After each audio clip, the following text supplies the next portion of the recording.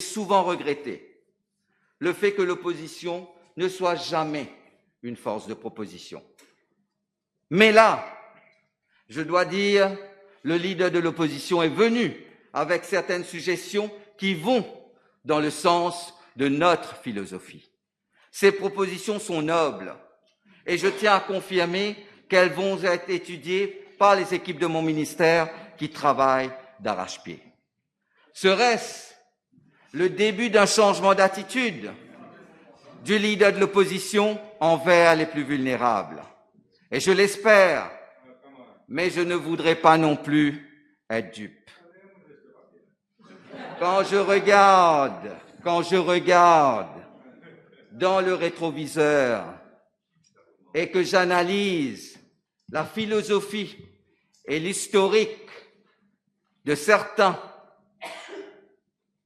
dans l'opposition, lorsqu'elles étaient au pouvoir, j'émets de sérieux doutes. Monsieur le Président, cette question me permet de mettre en perspective certaines périodes de notre histoire récente.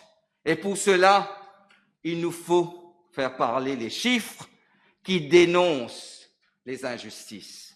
Prenons l'année 2008. C'est pas si loin.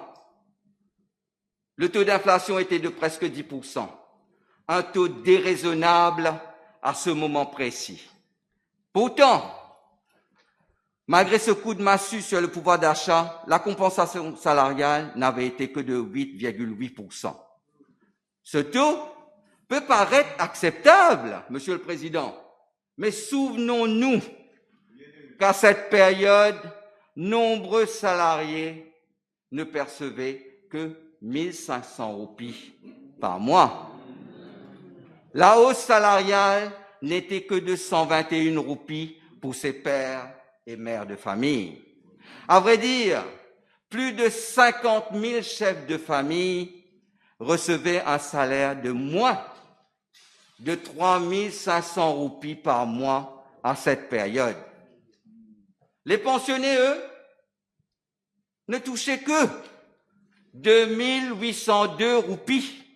La hausse accordée, une peau de chagrin, avait été de 143 roupies, faisant donc un total de 2 945 roupies. You don't have the floor.